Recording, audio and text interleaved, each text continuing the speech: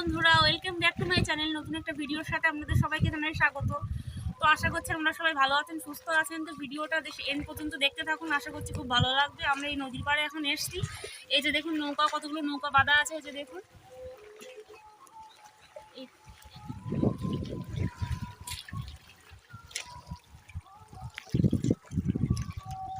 এই যে এখানে জঙ্গল আছে একটা ছোটোখাটো।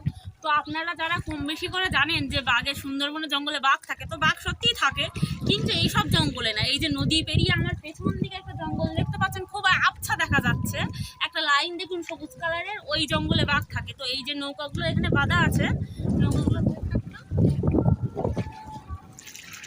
এখানে প্রচুর নৌকা বাঁধা।